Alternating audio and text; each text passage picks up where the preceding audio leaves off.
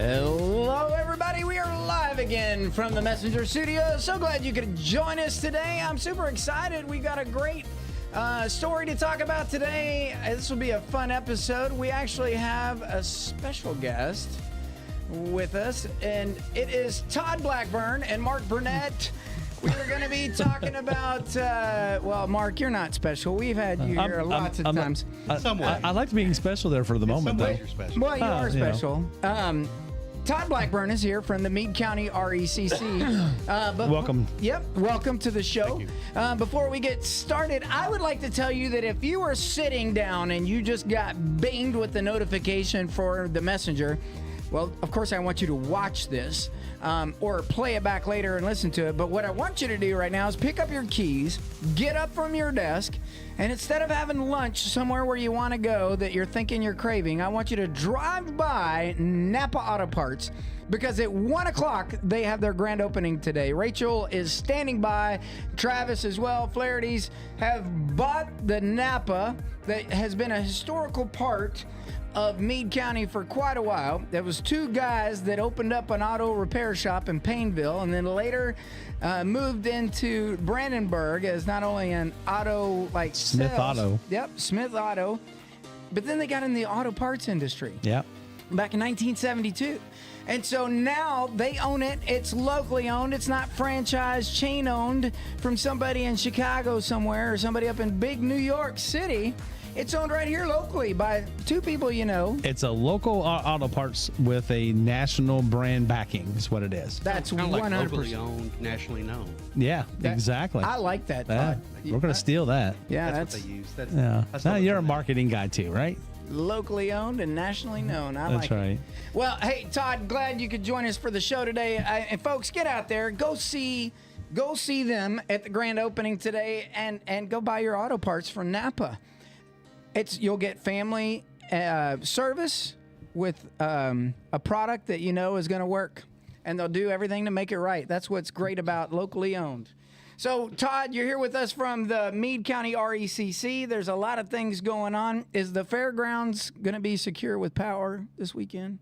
I believe so. Yeah, we've secured all the proper things that we need to secure to make sure that the power stays on. We had some deep discussions on weather. We think we're good. Okay. So we're going to have good weather for the fair. Yeah, Roger, there's Roger is not coming to the fair this year. Rogers. There's an expectation of Roger. Yeah, but a little bit. It's not, Roger, but not during fair times. No, Roger is a four-letter word. What we use the name Roger because we don't want to mention the four-letter word that right. begins with R. I understand. That could be very wet and haphazardly for the fair. There is a good chance for it to be warm, but then again, it is late July. It was nice today. It started off cool today. Yeah, beautiful today. So you are here to tell us all things, everything that's about the Meade County RECC. Now, I'm a big fan of Meade County RECC, so shameless plug here. But I never have, when the weather gets really bad, it's not out for very long. No. I have neighbors that are completely around me, and an entire row on a street is a different provider, whom I will not mention. Mm-hmm. But they seem to be out way longer than I am, usually when there is a power outage. And I think that the Meade County RECC provides a great product at a great service. Tell us a little bit about it. Well, that's a great segue into some of the things that I wanted to mention. As we talked about, the Flaherty's owning Napa and the Flaherty Chevrolet. Yeah, the local Napa, locally owned. Mm-hmm. We're local as well, and that's something that I don't want to get lost in a world full of corporate giants and everything that we do is the decisions are made here. Our linemen, all of our engineers, all of our accountants, all of our employees are your neighbors, your friends. You see them at church, you see them at the ballpark, you see them in the grocery store. We are locally owned. As my buddy calls it, the Brandenburg nightclub, which is Kroger. Right. Yeah, well, that's a good response. It is where you tend to meet people. Yeah, so it is. All the time. That is true. But, another couple things, Meade County RECC, RECC stands for Rural Electric cooperative corporation. We are cooperative, and we are owned by our members. Yeah. We have just over 31,000 members, and a lot of people don't realize, somewhat because of our name, that we serve 6 counties. So we serve Meade County, Breckinridge County, Grayson County, Ohio County, Hardin County, and Hancock County. Now, 1937, when we were created, a lot of people also don't realize why. Why are you electric cooperative with that business model? Why were you created? We were created because the investor-owned and the municipal utilities didn't want to serve the rural farms that would benefit by having electricity. So the rural electrification program was began in 1937, and we're happy to be here.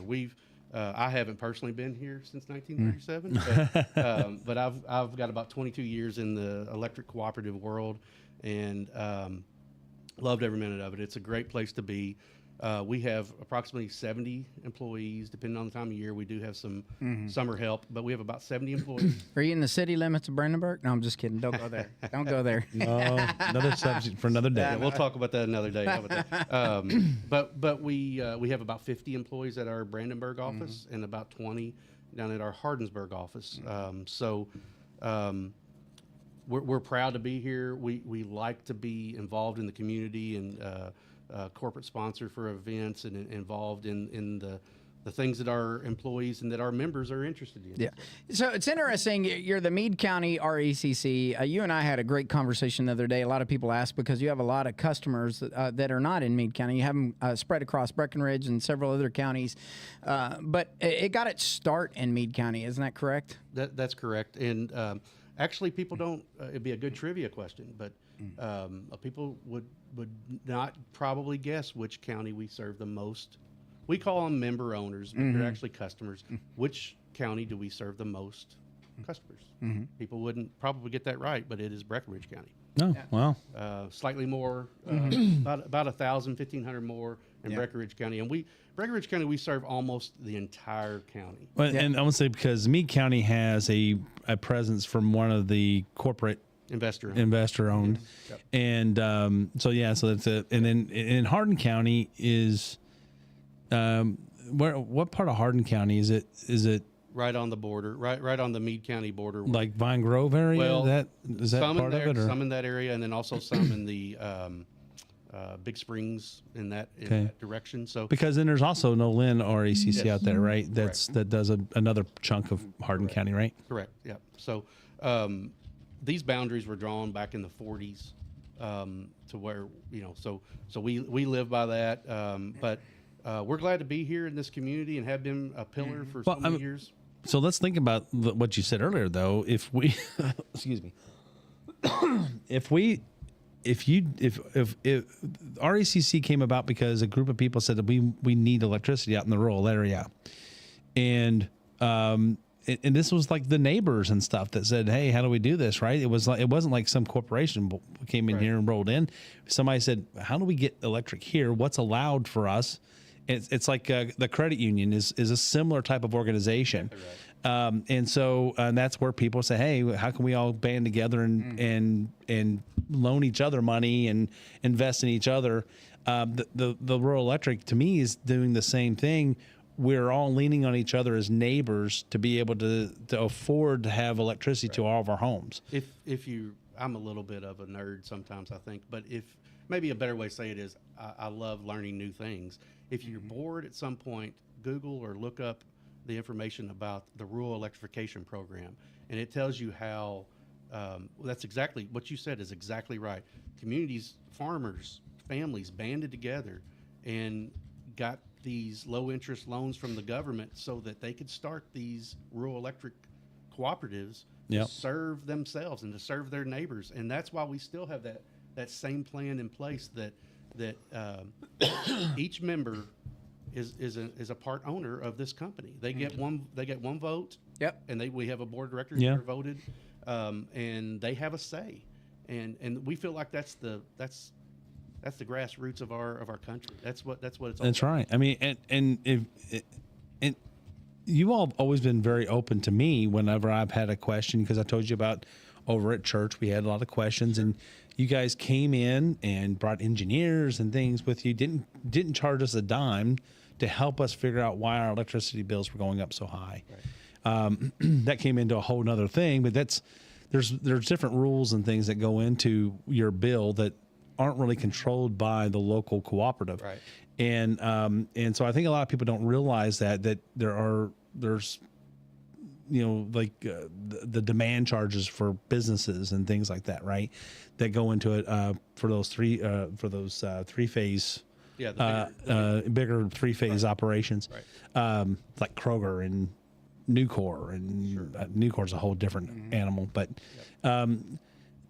what a lot of people don't realize is that I don't think the RECCs, any of the rural the cooperatives, they don't own production, right? Is there any of them that have production on their own? Or I know Meade County doesn't have production, so you're purchasing. Not in Kentucky. Maybe may have different. That's a good point. We are rate regulated by the Kentucky Public Service Commission. So the structure of our bill, sometimes when you look at it, can be kind of confusing and hard to understand. And that is a result of the Public Service Commission's regulations of how they want it to be worded and such. Like there's EPA charges. There are school taxes and different taxes in each of these things. But so the producer, just so everybody knows, who do you purchase from? Right. So we purchase our power from Big Rivers Electric. As I've explained, being a cooperative, we are a owner of Big Rivers Electric. They have 3 companies that we're considered a distribution cooperative, distribution electric cooperative. So we have Jackson Purchase Energy that's out of the Paducah area, Kenergy that's out of Henderson and Owensboro, and then Meade County RECC out of Brandenburg and Hardinsburg. So those 3 companies are part owners, equal owners of Big Rivers. Big Rivers produces the power and then builds the transmission lines to come to our substations and to serve that we step down the voltage to serve the businesses and homes. So we're a part owner of that in the overall business style of cooperative. We're part owner of them. So we have a board member that sits on their board. We actually have 2. Each co-op has 2 board members that sit on their board and help them to make the decisions that drive the things we do and where we go and what we serve. But RECC, the cooperative, is a not-for-profit. It's not a non-profit. It's a not-for-profit. Right, and that's an important distinction. We are a not-for-profit, but we provide our service, electric service, to residents, commercial, industrial. We provide that at cost. So that's what we are charged with. We are required to provide safe, affordable, and reliable electricity. That last one is the trickiest one of them all, because there's a storm, somebody has to go fix it. Right. So when you're paying for electricity, when you say, well, there's not profit, but there has to be a money to create nest egg for maintenance and expansion. Yeah, we are allowed to make certain margins that we can put back into our. Yeah, everything has to roll back in. Right. You can't. Right. Whether that's either you roll it back in or it has to pay out to the membership. Right. That's exactly right, and we do that through a capital credits program that our board will. I remember we used to get a check every long while. That our board. What happens is our board will make a decision to retire a certain year, and then those will be paid out to the members that were members at that time. Say it may be 1987, and they say we're going to retire the 1987. It's an accounting and board decision that they make. We also have to remember that we have to have trucks, we have to have poles, we have to have transformers, we have to have wires. You have to have diesel. You have to have gasoline. Have you ever had I don't know if y'all priced vehicles lately. Oh my gosh! For the big trucks with the boom, a bucket truck. Bucket trucks, digger truck. I mean, what? It's got to be over 150,000. They got to be almost oh yeah, they're just because the bucket, the hydraulics, Oh, yeah. and I everything mean, just the plain truck itself is $50,000-$60,000 just for. Actually, it's probably more like $70,000-$80,000 for Well, because you're buying like you got to buy the truck front you're end. buying like and then they put 2,500s or 3,500s chassis, and then you dress it out with the rest of it. We're talking man talk here. Yeah. It's upward around. They can get the job done. Depending on what size, 400,000. Yeah, I mean, I can imagine. I was short. I don't know exactly, so please. Well, that's because we're adjusting for inflation, and it's So it's hard to tell what anything's cost The anymore. point I'm making is, our overhead is pretty expensive to do the job that we have to do. We're happy to do it. We want to do it, but we want to do it in a safe and affordable and reliable way to help our linemen who have a heart and deep down in their soul, they want to restore that power. I've always wanted to be a lineman. Do you know why? I don't. No. Like a rhinestone cowboy. That guy saying, the lineman of the county. Oh, don't go there, but it's all good. Yeah. I've always wanted to be a lineman. The one I want to really do, which I think would be awesome, and I would be fearless, is the helicopter guys that sit on the bird, like the little bird, and touch the wire, and then pull the wires up. Yep. That'd be fun. But anyway, I'm sorry, I digress. Interesting fact, if you don't know, the Kentucky Magazine comes from the Meade County RECC that you get. Living, yes. Kentucky Living. It's a quarterly? No, it's monthly. Monthly. Okay. Well, I know it comes in frequently. I just couldn't remember the rate because sometimes it gets stacked in the mail. Yeah. But I'll grab a stack of them and I'll sit with the light on in bed and read them. And there's a lot of great information that comes out of it. Yeah. So you guys get sponsors too, like for the advertising to help cover the cost. Well, that's a good segue. We are also part owner of our statewide association called Kentucky's Electric Cooperatives. They help us produce the Kentucky Living magazine, and Awesome. we have a local section that we are responsible for that is more about what's going on in our community. A lot of the three pillars I said: safe, affordable, reliable. A lot of information about safety. Right. And we serve a product that is, in some cases, can be dangerous if it's not handled properly. So we have a lot of information on that. We talk about our reliability numbers. We put our annual report in there in June every year that shows how we did. It's the recap of the year, and then a lot of information about reliability, which is what's going on in our world right now. Reliability of the grid. If you've watched the news, if you've read the news, if you've been on any kind of news source, you're hearing about The Messenger. Yeah. Mainly the Messenger. What's your great source for news that's the news across the nation and the county? Absolutely has to be the Messenger. Oh my gosh! Thank you. I'm just kidding. Shameless plug. Oh, my goodness. Hey, listen. Speaking of shameless plugs, I want to convert right over real fast, if you don't mind. I got a shameless plug to make for our friends there at the Napa. Listen, I just want you to know. Oh my gosh! Hold on, I don't know where that's coming from. I don't know how that happened. Listen, what I wanted to do is make sure I got a plug out there for the grand opening of Brandenburg Napa. It's right across from Meade Olin Park. It's today, July 19th. They're open from 8 a.m. to 6 p.m., but the grand opening and the ribbon cutting is going to happen at 1 o'clock today. 32 minutes from now. 32 minutes from now, and they're going to have refreshments and all kinds of great stuff, giveaways. Come down and check them out. Don't only check them out, but check out Flaherty Chevrolet and the Napa booth at the Meade County Fairgrounds. And I just can't help but also shamelessly plug, where am I at? There. I cannot help but shamelessly plug this amazing edition of the Meade County Fair catalog that you can get at newsstands everywhere. For free. The catalog is free. The paper The catalog is free. The You're paper right. is You not have free. to purchase the paper, Or if but the you're- catalog is free within the paper. Yes, it's included in the price of the paper. It's not extra. It's free. And you can get these at the fairgrounds. You can get them at the advertisers' locations across the county and outside of the county.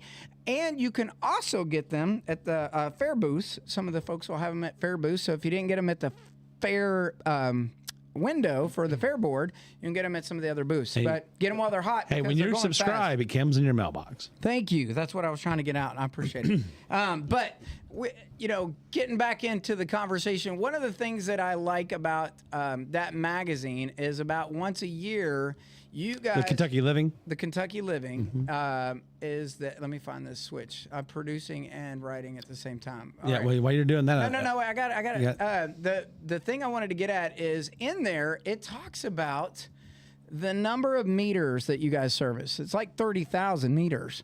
The last time I counted. 31,323. Thank you. So, yeah, right? I was going, segues. I'm really good at this today. All right. So, I thought it was interesting because Mark and I also get into a lot of numbers, especially when we talk about registered voters, people who vote, don't vote, blah, blah, blah, all that stuff. But I was thinking, 31,000. Obviously, those are in Meade County alone. Is that correct? Or is that all of the service? No, that's the entire service area. Okay. Across you think about Meade County as a whole, so somewhere around 13,000 and change addresses. Yeah. Right? That's houses and buildings and stuff. Yeah. So and then you figure there's a percentage of those that have two meters because they may have a barn with a separate meter. Yeah. Or a what have you. But so that's a lot of meters. So just to put it in perspective as far as what 31,000 really means. Yeah, but 31,000, that's 31,000 wires. That's, lots of miles of wires to get to those meters. And in the in-state, these things all have impacts governmentally as well. Can you talk a little bit about some of the government impacts that we can see that might happen to the cooperative that you are concerned about and what we need to know to be involved? Well, absolutely. As I was saying a minute ago, the reliability really in a energy-rich state of Kentucky, we never thought we were going to have reliability issues. And it just goes to show you what impact decisions can have on the end user. In 2022, let me find my note to make sure that I'm being correct in what I'm saying. In 2022, there were restraints on the system to the point where I believe it was 9 states in December of 2022 had either rolling blackouts or some sort. And Texas just had them recently, right? And we came. There were some utilities in the state of Kentucky that had some brief on December. It was actually Christmas Eve of 22. Not you guys, but we did not. And that's if time had marched on and we had landed some of the economic growth that we had landed, we might have. Yeah. Well, it's a similar thing that we talk about when we talk about water. As we expand the production has to expand with it, and if the government hampers the expansion of that with their decisions and EPA and things like that, then eventually we're going to have to. You're not just sharing the cost of the electricity; you're sharing the electricity itself. Like, hey guys, I get the stapler today in the office, right? Well, you don't want the demand to outpace the supply, right? Because and it wasn't until there were some EPA regulations that forced power plants to be shut down prematurely, and what we've always said is all of the renewables have a place. We're for all the above sources. Yeah. But you can't remove coal or you can't remove gas and replace it with wind or solar. It just doesn't. We have so much natural gas underneath us as the United States. There's millions of how do you call it cubic inch. In a gas, it's recorded differently than like a pound or ton. Cubic feet. Yeah, there is just it's trillions. It's crazy. I mean, in Texas, they burn it off freely just to get to the oil because we're not using enough of natural gas, and we could just pipe that stuff in. But cubic tons, by the way. Cubic tons. Thank you. That's what I knew there's a ton in there. I just couldn't get it out. I know we're short on time, but I wanted to make sure that Todd, you got for locally. you're based in Meade County. You cover other counties. You have a large spread that y'all do. I know a lot of your trucks are here, but you've got other locations where you have your trucks and teams and stuff that work out of, correct? Where are those located? Well, we have the Hardensburg location, and then we have technicians and linemen that live all across our area, and they sometimes take a truck home, and that is sometimes designed to make sure that we can quickly restore power in those far-reaching. Yeah, I mean, you get a traffic accident somewhere that a pole gets hit, and that you can get one guy or two guys can get there, and maybe restore power, or at least temporarily or something, until you all can get started. Yeah, at least get things. Yeah, that. But so because obviously they're not taking a pole truck home with them. That's right. Right. But I did notice that I didn't see. Let me see. Are you? No, I didn't see Meade County RECC, and well, maybe I'll get you next year. But anyway, I'm teasing.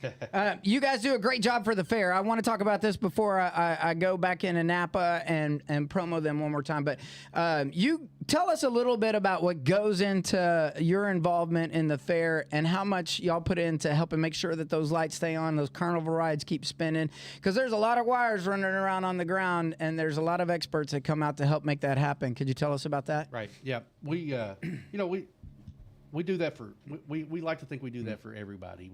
We have built our system up to where reliability is really the reliability that's under our control is really, I mean, it's pretty hard to believe. We're at 99.7% reliability on an annual basis.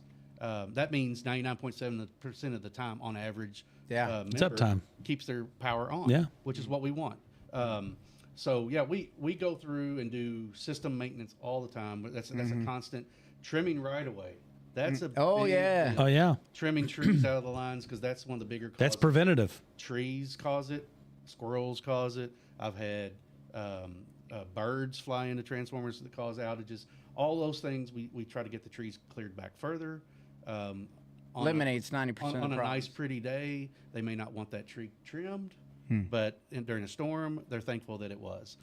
So therefore, we do a lot of preventive. Because I know that they'll come around occasionally and just kill like the brush and stuff that's around the lines and the poles and things, so that they can get to things faster when they need to. We have a 5-year, I believe it's a 5-year cycle that we go through all of our system. Like you said earlier, thousands of miles of line. It's ridiculous. We have to do, but we're happy to do it, and we do everything we can to keep the rates down.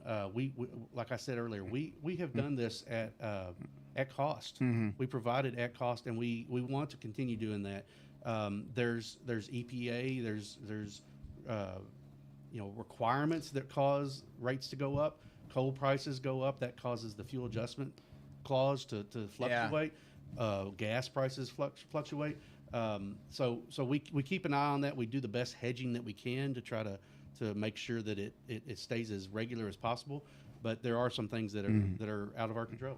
And one of the things that you can keep in tune with here is when we do have these outages with water, electric, the things that keep the life cycle of things running for us as a community. You will always know about it here. You can also go to their website. Y'all do a great job. Like if there's an outage and I'm like noticing, okay, my power's out. Typically, my internet is on. Thank you, BBTel. Shameless plug. I shouldn't have given it to you. No, I'm just kidding. But they have fiber wire, and it's up, and I've got a battery backup on my internet. So usually I can go to my phone because the tower's on. So I can see that the power outage, and y'all usually already have a timestamp on it, which is amazing. Yeah, that's I appreciate you bringing that up, because that is an important tool that I want all of our members to use. If you go to www.mcrecc.com. On the homepage, on the right-hand corner, there is an outage map that you can click on, and it's real time. Now, you don't even have to spend an hour on the phone to get somebody. You can click the button and put your address in. Let me add to that a little bit, because I get the outage map, and that's great, but go there just to look at your bill. Yes. To understand what's in your bill. What your usage, because you guys give us a nice plot of what the usage is year over year, day to day, month to month, year over year, that you can compare and you see the line. And then what I like is you put the temperatures, the daily temperature with it, because that's really what drives your electric use the most. And for most people, they're not going to go and do the analysis to figure out how to cut that down. But the best thing that you can do, But you can at least understand it. Yeah, absolutely. But the best thing you can do to cut your power bill is actually upgrade to a digital thermometer that you can either control with an app, programmable, so that it turns it on during those peak times that they identify for you. So be careful, because Google wants you to let them control it so that they can cut out power, so they can reduce the carbon footprint. No, be careful with that. There's other ones out there that are I highly hate recommended. that piece on mine. I mean, I get that message all the time. I don't use Google. Oh, I use Nest, and then Nest. I'm not trying to get a plug or anything, but that's what I. Well, no, I didn't. I'm actually I'm actually talking against it. If you listen to what I'm saying, right. So I'm saying Nest is not necessarily the best one to go with, because they are doing that sort of thing. So be careful when you're out there choosing. We typically just recommend a programmable. It doesn't have to be smart. Yeah, that's just right. Programmable. I have in on my and house, off. I have a program. I can do a 7-day program, and I turn it off whenever we're leaving. You turn it back. It comes back on. And I mean, other things you can do is make sure that you clean out your around your heat your condensing heat pump. Outside. Yeah. Make sure that your heat pump is cleaned out around it. Make sure there's no blockages, because that if that has to work harder to get more air, it's going to run longer. It's going to put more wear on it, and it's going to run up your electric bill. Less efficient. A good rule of thumb is, before heating season and before cooling season, get a tune-up. Yeah, they're not that expensive. That's right. Yeah, and if you got a great $80 may save you $300 or $400 a year. Absolutely.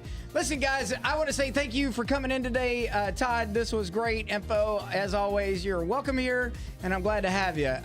For everybody else, I just want you to know, you get over to the Napa store. Get over there. Check it out. Grand opening today, July 19th. It's historic. 8 a.m. to 6 p.m. they're open, and at 1 o'clock they're going to have a ribbon cutting. So get out there and see them, folks. Come by and say hello to Rachel. She's done a lot of work to get this place spiffed up, and it just looks amazing. Right across from Meade Park. Come down Broadway Street, and you can't miss it. It'll be packed. And if you don't come, you're going to miss it. If you come to find me, and you're the first one to come and see me and say, hey, I saw your show with Todd Blackburn, I want the prize, and you're the first one, I got 2 Holiday World tickets for you, okay? So come meet me there at 1 o'clock. I will see you there. Also, go get your Meade County Fair catalog. You can go there in newsstands, in the newspaper, everywhere. They're all over the place. If you don't have it, message me on Facebook. We'll find out where there's a location close to you, or we'll just have one for you waiting for you at the fair booth inside the fair at the Messenger, KY. And you can also find it online digitally at meadecountyky.com. Hey, come by and see us at the fair. Steve and I will be broadcasting every day from the fair. Thank you, Mark. In basically around the first hour, and come by and see us. Say hello, and we would love to talk with you and see what topics you'd like to hear from our program. So we'd love to bring this to you, and we'd like to make sure that it's something that serves you every day. So 100%. Hey guys, thanks for being on the show. You guys have a great day. We will see you soon. And thanks for joining us today, Todd. It was great having you. Thanks for having me. Now, this is that part where I like to flip stuff around, move it, and bye, guys.